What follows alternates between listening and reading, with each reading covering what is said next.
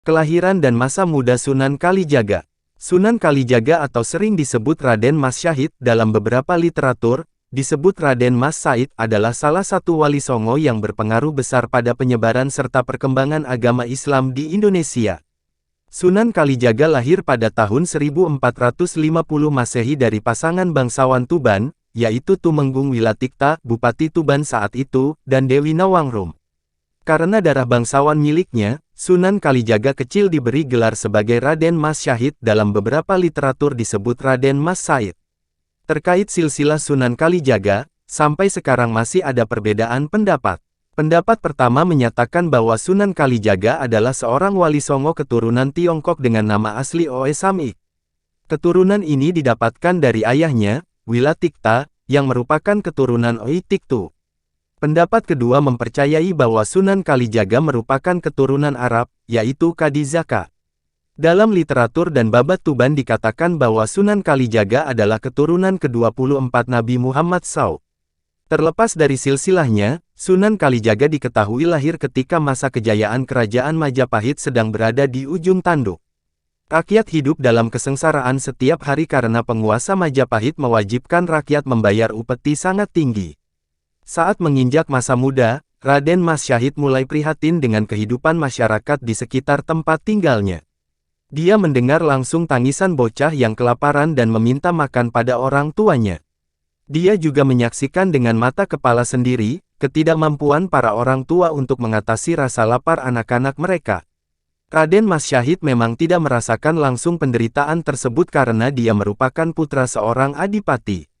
Namun dia tidak bisa tidak mengacuhkan kesengsaraan rakyatnya sendiri. Langkah pertama yang dia lakukan untuk membantu rakyatnya adalah berbicara pada ayahnya secara langsung.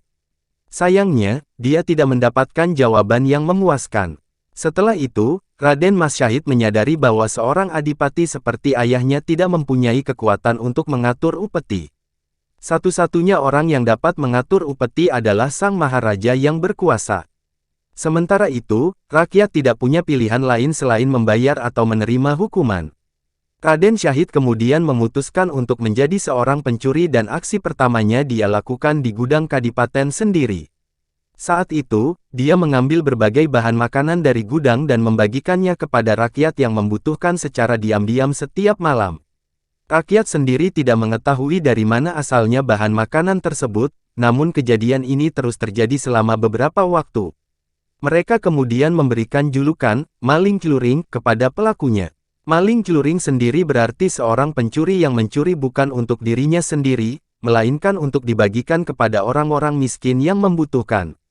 Aksi Raden Mas Syahid berjalan mulus pada awalnya, tetapi sepandai-pandainya tupai melompat, pasti jatuh juga. Tanpa dia sadari, penjaga kadipaten mulai mencurigai gerak-geriknya. Pada akhirnya, mereka berhasil menangkap basah Raden Mas Syahid ketika melancarkan aksinya dan mengungkap rahasia di balik fenomena maling celuring yang ramai dibicarakan oleh masyarakat. Mengetahui perbuatan anaknya, Wilatikta marah besar lalu mengusir Raden Syahid dari istana kadipaten sebagai hukumannya. Sebaliknya, Raden Syahid tidak merasa gentar setelah mendapatkan hukuman. Dia masih tetap melaksanakan aksinya sebagai seorang maling. Bahkan bukan hanya mencari, namun juga merampok serta membegal semua orang kaya yang tinggal di wilayah Kadipaten Tuban. Raden Mas Syahid tetap berpegang teguh pada tujuan utamanya untuk membantu rakyat yang hidup sengsara, meskipun dia harus menempuh jalan yang salah. Bagi masyarakat, dia adalah seorang pahlawan.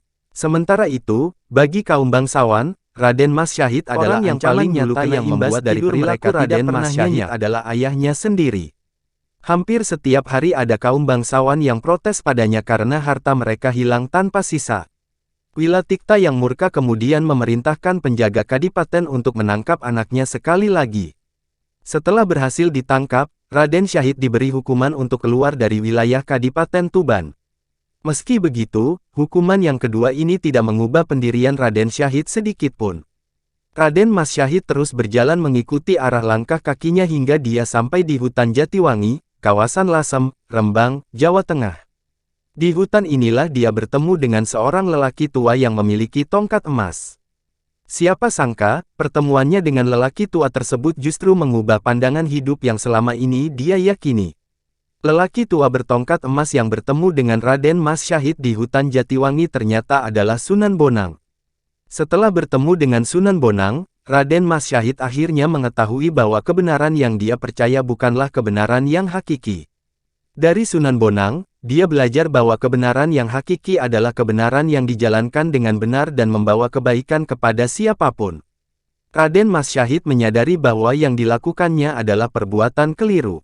Kepedulian pada rakyatnya memang sikap yang mulia, namun karena dilakukan dengan cara yang salah, kepedulian tersebut menjadi sesuatu yang keliru. Setelah melihat kedalaman ilmu agama dan kearifan Sunan Bonang, muncul keinginan dalam diri Raden Syahid untuk berguru padanya. Maka jadilah Sunan Bonang sebagai guru pertama Raden Syahid. Sebagai seorang murid, Raden Syahid sangat patuh pada gurunya. Bahkan pada saat Sunan Bonang memintanya untuk menunggu di tepi sungai, Raden Syahid tidak pernah beranjak sedikit pun dari tempatnya hingga Sunan Bonang datang kembali. Menurut beberapa literatur, Raden Syahid harus menunggu selama 3 tahun sebelum bertemu kembali dengan gurunya. Dalam kisah lain diceritakan bahwa Raden Syahid menunggu Sunan Bonang dengan cara bersemedi di pinggir sungai. Saking khusyuk dan lamanya dia bersemedi, tubuh Raden Syahid tertutup oleh tumbuhan merambat dan semak belukar di sepanjang pinggiran kali. Ketika Sunan Bonang kembali, beliau awalnya kesulitan mencari muridnya. Namun berkat keyakinan yang kuat dan mata batin yang tajam, Sunan Bonang dapat menemukan Raden Syahid di tempat semula. Setelah itu, Sunan Bonang mulai mengajarkan ilmu-ilmu agama dan spiritual pada Raden Syahid. Sebagai murid-murid yang taat dan selalu belajar dengan sungguh-sungguh, semua ilmu yang diajarkan oleh Sunan Bonang dapat diserap dengan baik oleh Raden Syahid.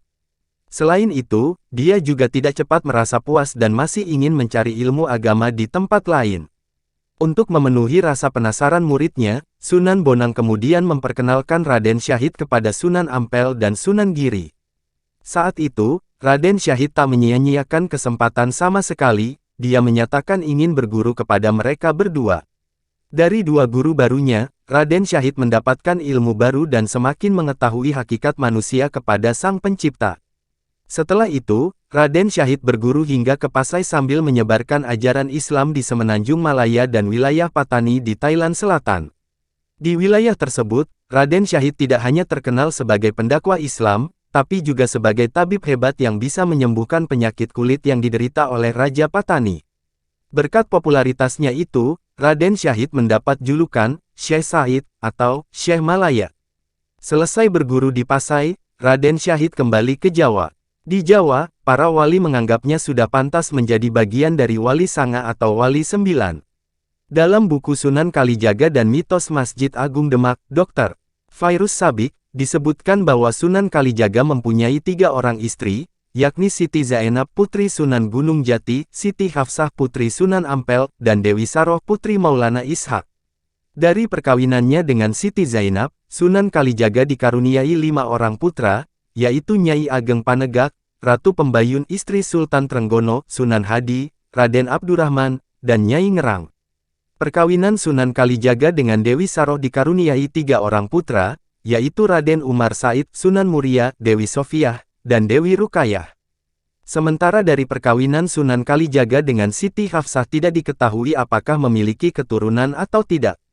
Sunan Kalijaga sendiri memiliki umur yang panjang, yaitu 100 tahun lebih dan mengalami 4 masa pemerintahan kerajaan yang berbeda. Pertama, masa kerajaan Majapahit hingga tahun 1478 M.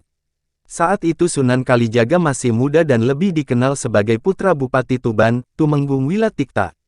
Kedua, masa Kesultanan Islam Demak tahun 1481 sampai tahun 1546 M. Saat itu Sunan Kalijaga berperan besar dalam pembangunan Masjid Agung Demak. Ketiga, masa Kesultanan Pajang tahun 1546 sampai tahun 1568 M. Peran Sunan Kalijaga terdapat pada kisah muridnya, Jaka Tingkir. Keempat, masa awal Mataram Islam di Yogyakarta, 1580-an. Keterangan ini bisa kamu lihat dalam buku Sunan Kalijaga, biografi, sejarah, kearifan, peninggalan, dan pengaruh-pengaruhnya. Asal-usul nama Sunan Kalijaga. Sepanjang hidupnya, Raden Mas Syahid banyak mendapatkan nama sebutan atau julukan, seperti Sunan Kalijaga, Syekh Himalaya, Lokajaya, Pangeran Tuban, dan Abdurrahman. Di antara semua nama ini, Sunan Kalijaga menjadi yang paling populer dan dikenal luas di Indonesia. Akan tetapi, nama Sunan Kalijaga sebenarnya masih belum jelas benar asal-usulnya. Ada beberapa pendapat yang dipercaya oleh masyarakat mengenai hal ini. Pertama, nama Kalijaga diambil dari sebuah desa yang ada di Cirebon. Sampai saat ini di desa tersebut masih ada petilasan Sunan Kalijaga seperti masjid dan monyet di sekitarnya.